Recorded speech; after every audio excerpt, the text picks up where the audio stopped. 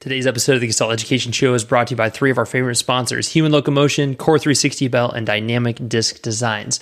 All the information can be found below. By now, you have definitely heard us talk about them, so check out the show notes, click the links, use the codes, and make sure you support our favorite people. As always, we got a great episode lined up for you today, and thanks for tuning in.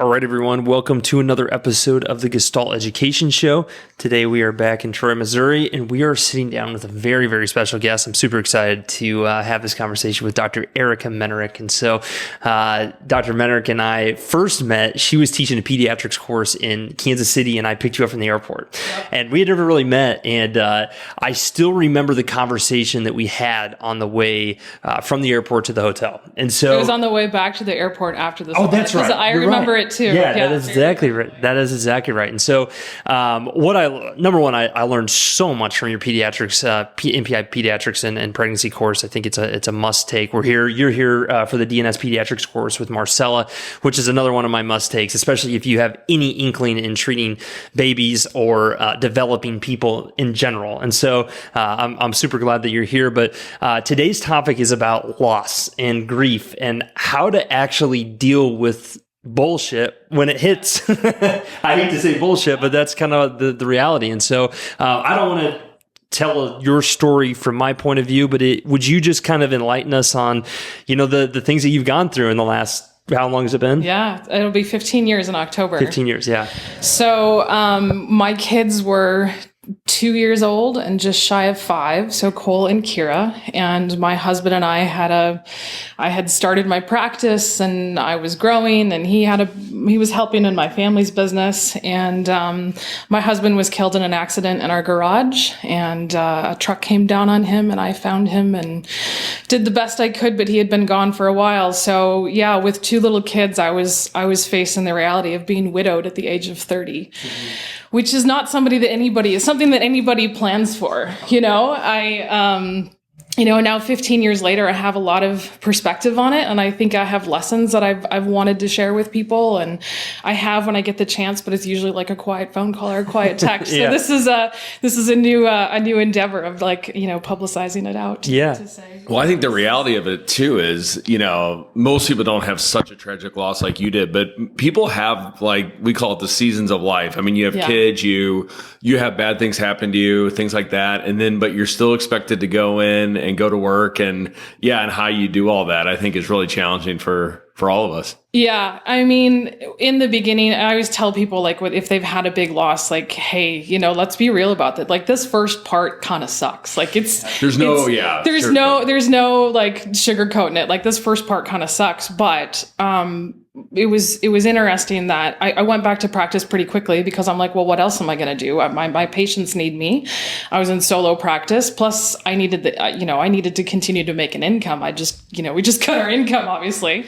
And so I went back to practice, but pretty quickly I realized that my practice became a respite for me, that I could walk in the door with a patient, and all I had to do was be a doctor.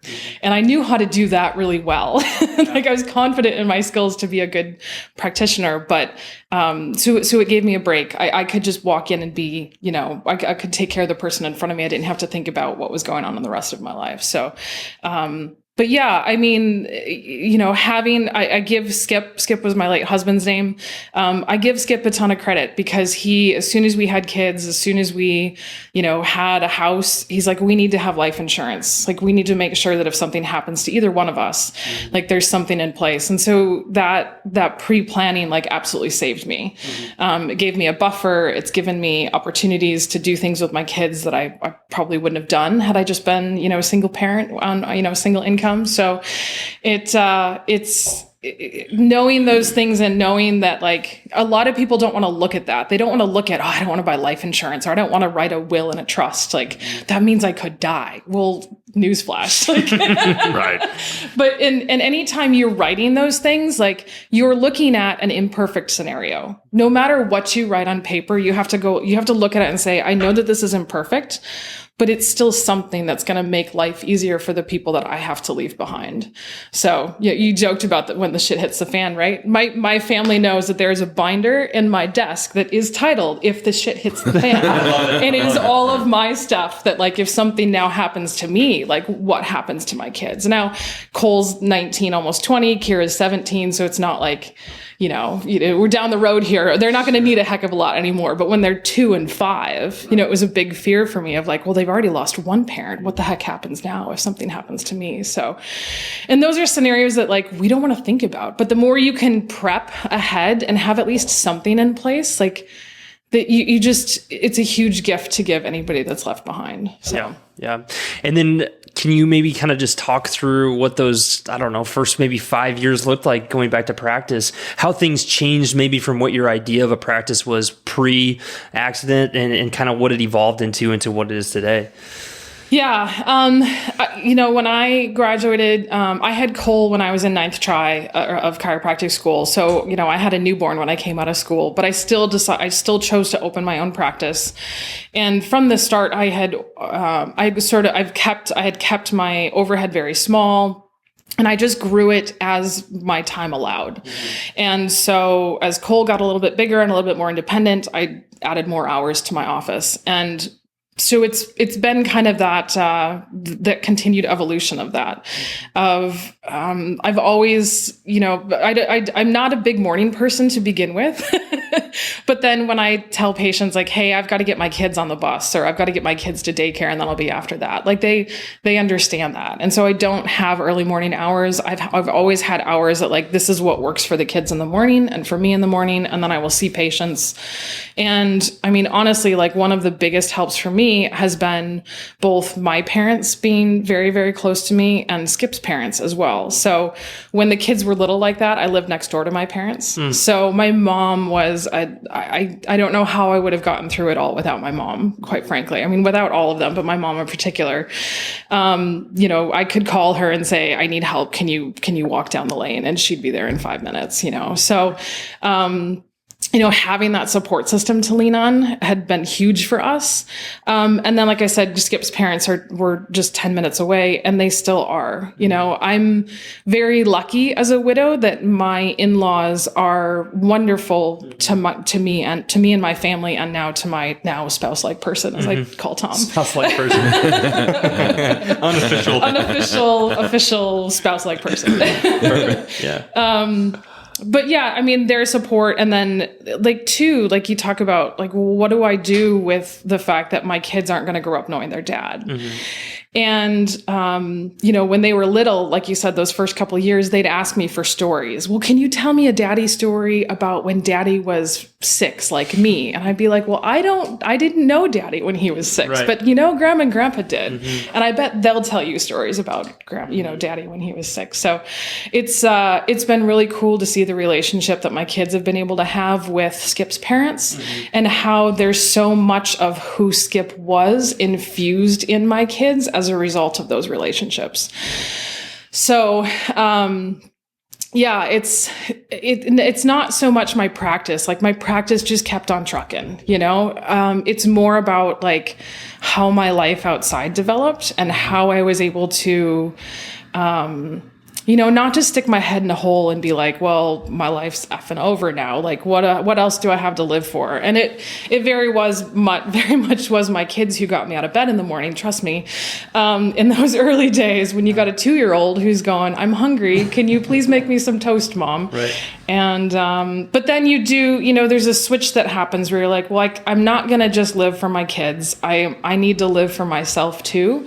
And so what do I choose? What do I choose to go after in life? And again, not just about practice, but about life fulfillment. And in the years after, like, I had friends who maybe invited me out to do things, which is a wonderful thing, of not just like feeling isolated, but they'd invite me to dinner. And at one of the dinners, my friend said, "Hey, I was going to go to this thing called kayak and coffee, where we put our boats in here and we kayak down the river and we have coffee and then we come back." Well, her inviting me to that introduced me to kayaking, and kayaking became a physical outlet for me. It became, a time for me to be out in nature, which is like nurturing, and it's a big way that I refill my cup, so to speak. And so, little things like that just opened up new avenues and new pathways and new experiences for me to be able to say, yeah, I know that I do still have some cool stuff to live for. And I think a lot of the things that that kind of got me through that were things that I sort of,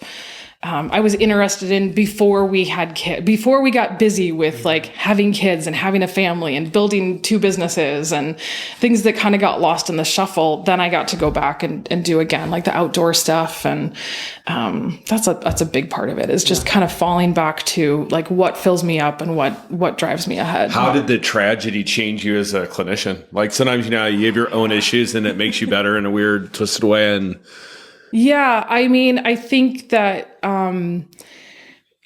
being able to relate to people who are going through those types of things. I mean, I have my little collection of widows. Like, I mean, I do have a number of widows in my practice that, when they're going through things, even if, like, I'm thinking of one in particular she's in her 70s. She lost her husband a few years ago, but she knows that she can walk into my office and close the door and say, I know you'll get this, and this is what I'm going through right now, and this is what I'm struggling with, and I'm able to then provide like some insight to say, you got to figure out what works for you.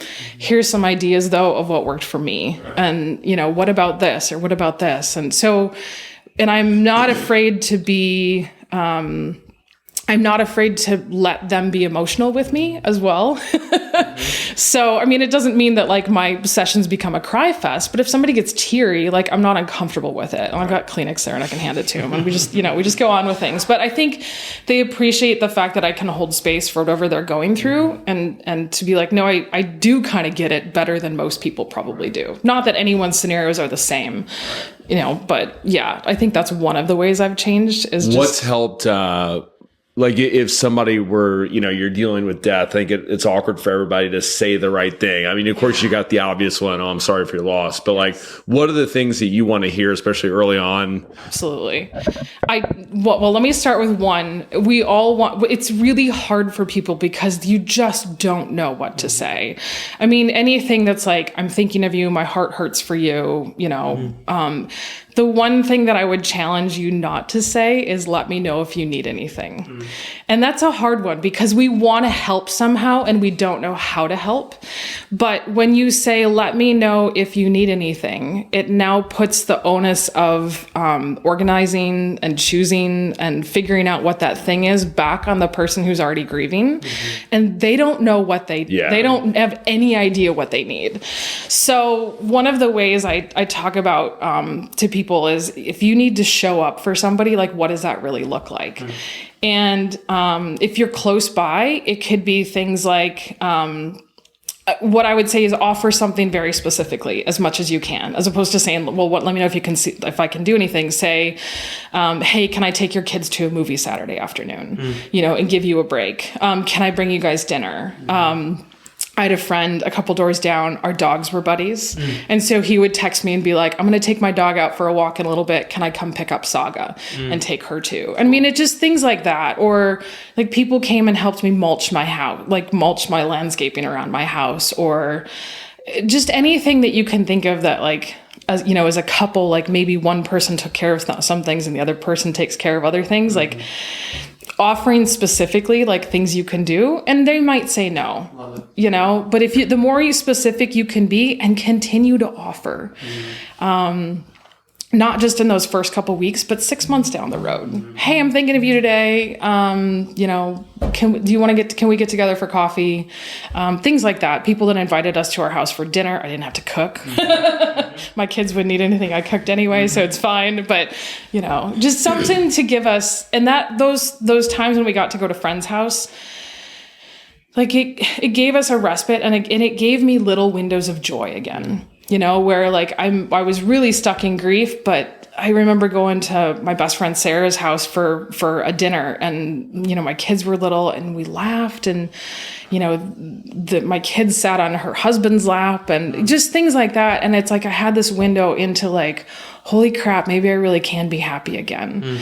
And so those little things of, you know, you don't think bringing somebody over to dinner, you know, is that big of a deal, but it can make a really big difference in kind of giving you a trajectory or, you know, hope. I think back to, you know, you kind of pointed out kayaking and some of the physical release and things like that. I think it's a good point of, even if you're not dealing with grief, of we as clinicians, we get so entrenched into everything that we're doing from 8 to 5 or whatever your hours are, that we kind of forget about the things that bring us joy outside of this. And so I think it's a good point. Even, I mean, obviously we're talking about grieving with loss or grieving with other things like that, but grieving with stress in general is a good thing to have those other outlets when we are. I mean, because we're all psychologists. I mean, like, yes. Uncertified, untrained. But we do a lot of it. Yeah, absolutely. And so finding some of those other outlets. So what were some of the other things? I mean, obviously we talked about friends and, you know, kayaking and physical things. What about for your kids? Like how do you support the kids in that situation? Yeah, that's a great question. I found a counselor, I found a psychologist to go to that I said was to help me figure out how to handle the kids. It was really more about me and how to figure out me so that I could then support the kids.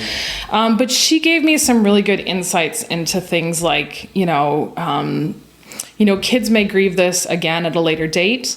That's one thing and we saw a little bit of that maybe with Cole. Kira was young enough that she didn't remember any of it, which, you think, God, that's terrible. She doesn't remember her dad. At the same time, she doesn't remember it. Yeah. And she doesn't have I'm sure she has some imprinting of just the emotional things that me as her mother was going through at the time. But there was one time where we were riding in the car and she's like, can you tell me again how Daddy died? I just don't remember. And so I had to tell her, and it took me a second to realize, I'm like, oh, she really doesn't know. So things like that of how do I deal with that? How do I reconcile that? The counselor was really helpful with that. The other thing that she gave me was for Cole was normalizing what he's feeling and being able to say, hey, Cole, I bet a lot of 6-year-olds that lost their dad feel XYZ, whatever Cole's telling me at the time. And that statement of, hey, I bet a lot of 6-year-olds who lost their dad, ... It says, you're not the only one who's gone through this. It says your emotions are valid and certainly normal to have.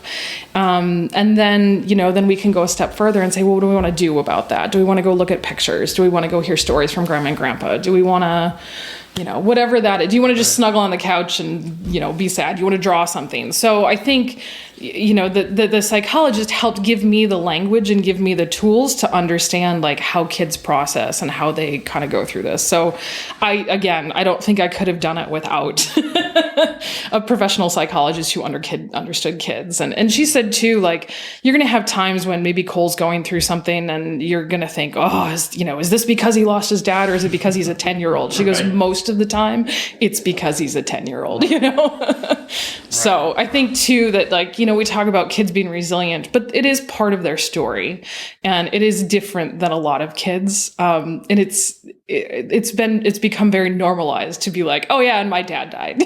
Yeah.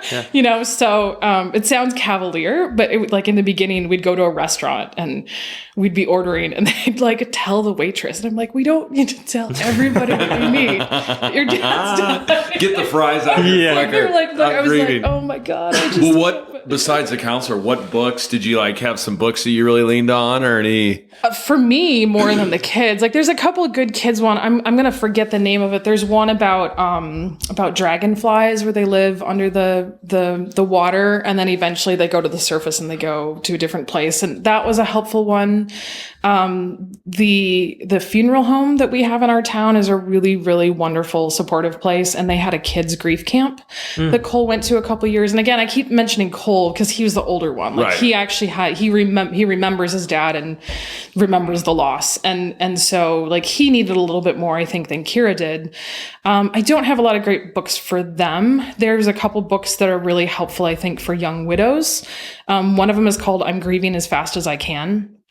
And it's particularly about younger widows and people who think, oh, you should move on. You've got all these years ahead of you. Like, you should find a new spouse. And it's like, well, only I get to decide when that is and when that's appropriate and what that's going to look like for me.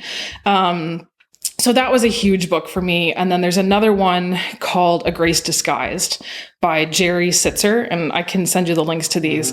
It is a Christian faith-based one, but at the same time, like in his book, he talks about, like you said, we all have different types of loss. The author lost his, I think, wife and mother and a child in a drunk driver accident. And so he went through this struggle of, having to figure things out and reconcile things with his faith, with just the world around him. And that was a really helpful book for me to be like, what did I do to deserve this?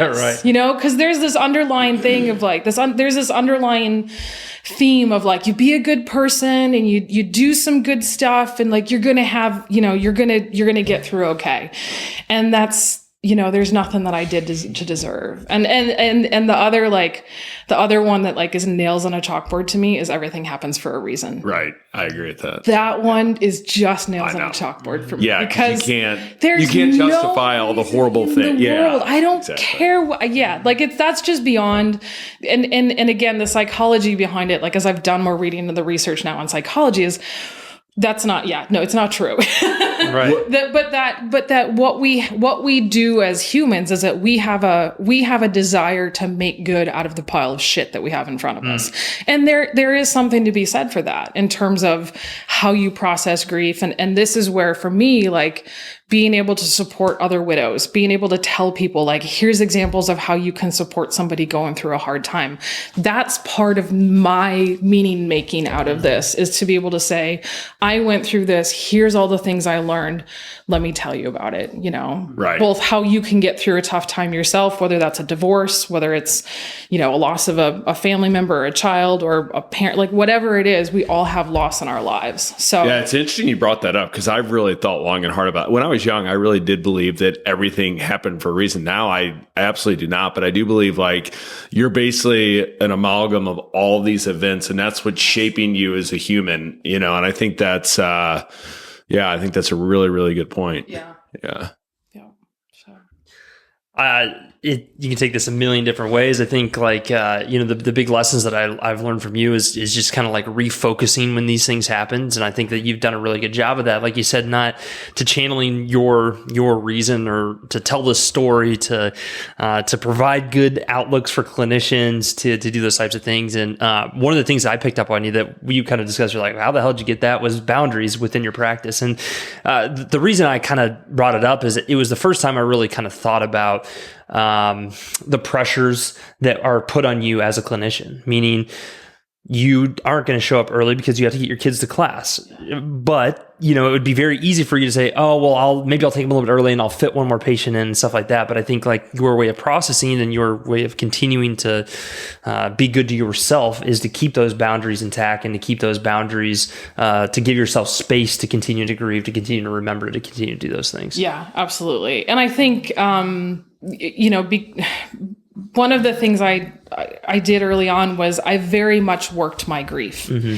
And I think that there's a difference between like just living through and not working the grief. There's a quote in that Sitzer book that talks about, the fastest way to reach the sunrise is not to run west chasing after the is not to run chasing after the setting sun. Mm-hmm. It's to turn east and dive into the darkness until you eventually come out at the sunrise. Mm-hmm. And I think that I really worked that process, that it became my job to work my grief so that I could be a good parent for my kids, so that I could be a good clinician for my patients, but that I needed time and space to do that. And so, yes, I was particular about, when I needed to be home and things like that. But also even now, like I'm somebody who I need extra time off. Like I'm never going to work an 80-hour week. It just doesn't fit my being. Mm-hmm. And I'm like, authenticity is a huge value to me. And I know that if I'm not rested, if I'm not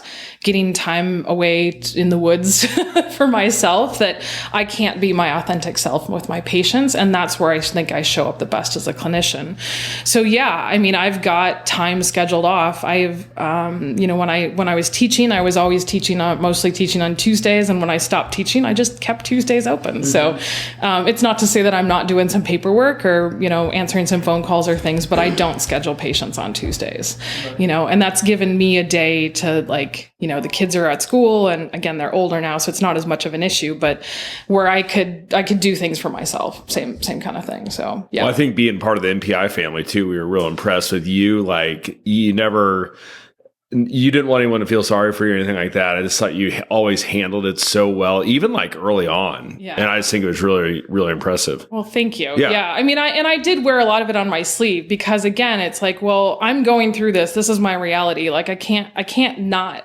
Yeah. I can't hide it, but at the same time, like I want to experience fun things. I want to go have joy and happiness back in my life. And I this was one of the things that my counselor helped me realize too, is that like Skip would want me to keep going. Skip would want us to have a big life. And I've always said, like, I want to try to live the biggest life I can because I know that Skip didn't get a chance to. Right.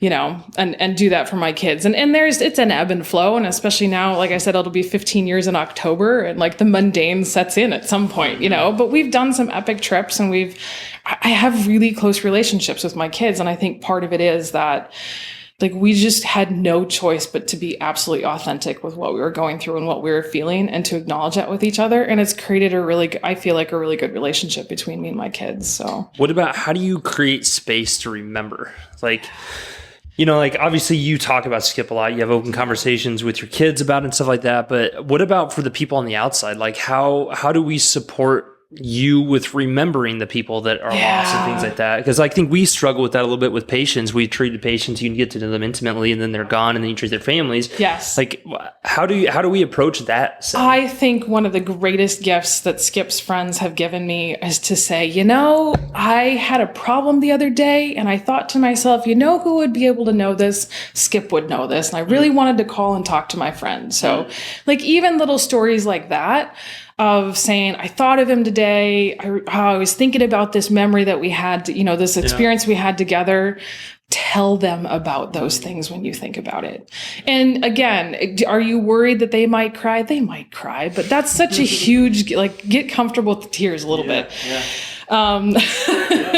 But at the same time, like it's such a gift to be like, yeah, I thought of Skip today, or I remembered this, or, and I do that with my kids now too. Like, it's like I said, it's funny, like Cole did something the other day and I went, my God, you were your father's son. Like, how is this even possible? 15 years later. Right.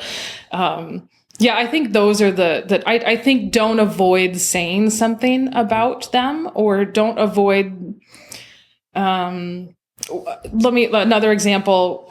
So Skip died in October, and between the date of his death and the end of the year, we had my birthday, Cole's birthday, Thanksgiving, Skip's birthday, Christmas, and then New Year's. And so in those first 2 months, I just kept saying to myself, if I can just get through the holidays, it's going to feel better. It's going to feel better when I get to January. And I got to January and the bottom fell out. And it was absolutely probably the lowest of lows. And I was teaching at National at the time. And this was, another month or two in. And I had a colleague there, Bob Humphreys, who came in one day and he came into my office and he closed the door. And he said, how are you doing? And don't give me the bullshit answer. Like, how are you really doing? And I was like, Doc, some days are good days and some days are bad days. And he's like, yeah, I hear you. That's normal. So giving somebody the space to say, no, tell me how you really are. Open-ended questions. Questions, but also like, don't assume that they're shitty. You know, it's really easy to be, how's things going? Are you, and that real like, and they might not be in that space. Right. So just kind of being like, hey, no, really, how are things going? And if they're like, I'm doing okay right now, but thanks, so don't assume that they're one way or another, but like just asking and understand the ebbs and flows of. Yeah. And it does kind of come and go over time. So I think one thing I've learned this over my career is one of the, utmost signs of respect, I think, is like if you can make a wake or you could make a funeral, because people really respect and they never forget that you were there for them in that small little moment. Yeah. And that's hard because, you have kids and you have stuff that you need to be doing probably that night and stuff. So you got to kind of adjust your schedule to make that happen. But I feel like people really never forget that. And I'll speak that for my mom, for example, who we lost years ago. But like, you kind of never forget who took the time to pay their last respects. And I think it's like a good gesture, I think it is if you feel comfortable with that. I will say that because my loss was so young, we were such a huge part of the community that and then again, just because both me and my family were all business owners in the area, I had over 800 people at his wake. And I'm apologetic to the people because I don't remember. I don't remember who was there. And so you're right. I think depending on who it is, like it does show a lot of respect to the person, both to the person or if you've got somebody who's grieving. Like I think that's a great way to do it. But I also don't think you have to do it if you can't make it, if you're not comfortable. I think showing up a week later, 2 weeks later, 2 months later is actually a bigger, in my opinion, is a bigger support. Send a card, show up if you can, but I think that ongoing support is even more important than just showing up when the hullabaloo is going on. Because like you said, 3 months later, it was when it gets was really worse. Quiet, after that first, like you got a ton to do in the wake and the funeral and whatever, we got to figure things out. And then a month later, it's like, silence. It's dead silence, and that's when, you wish somebody would reach out then too. So I think if you can do both, and like you talked about, like ask them how they're doing, or drop off a whatever,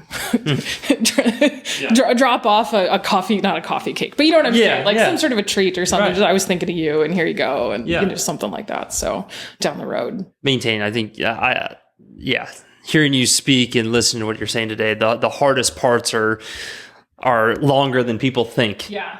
And they ebb and flow and they come and go. And so having people knowing that people care about you longer than just that week after is an important aspect of this. I think too, like allowing, if you're the one going through the loss, allowing other people to help you is a really hard thing.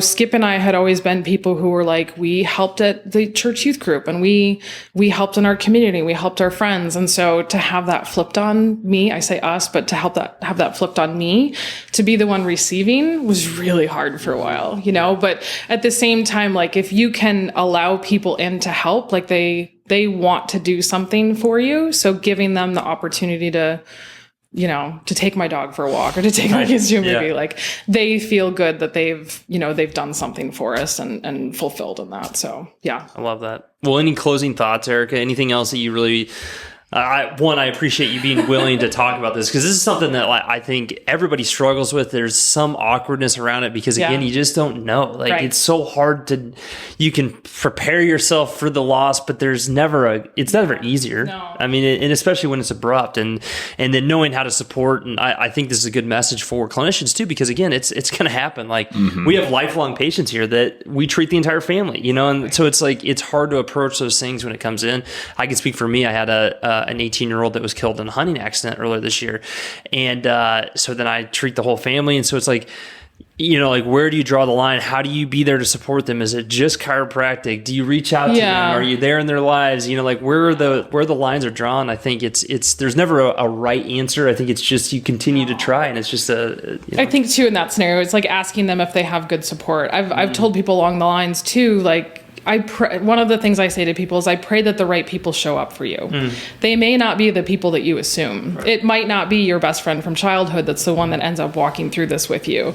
I learned that some people that's not in their nature. They can't quite handle it. And that's okay. Like, you have to kind of forgive them for that. But I always say, I pray that the right people will show up for you and buy life insurance and get a will and trust. Like, that is my closing comment. If you've been putting it off, like, go buy life insurance and get a will and trust. Like, you've got assets, you've got family, take care of that stuff. So, and life insurance is so cheap right now. I mean, for term life insurance. My father-in-law is in insurance, and so we were joking about me. I have a little liver issue going on right now, and so Brett was joking about cashing on my life insurance. So, but no, I mean, I think it is. It's something that nobody wants to think about, but it's just a very simple thing that for $20 a month or whatever it is, it goes a long ways for a long time. So, well, thank you for having this conversation with us, Erika, for educating us, for educating our listeners. Ever since that conversation, it's helped me to process things and to just think about things differently. And so I'm very appreciative for that, not only for your teaching through MPI, but also through your life teaching as well. So, and then we have a plan later this weekend too to talk about another one of your passions, which is pediatric. I hope you enjoyed this episode of the Gestalt Education Show. If you liked it, share it, subscribe to it, send it to your friends, send it to someone that needs to hear this message. We really want everyone to be able to tune in and get the best clinical advice that they can, which we're hoping that we're giving to you with these special guests. So if you have any questions, please feel free to reach out to us, or if you have any suggestions on upcoming conversations, let us know. For a list of our upcoming courses, we're adding them all the dang time. So go to gestaltedu.com, click on courses, and they'll all be right there for you. All right, have a good day.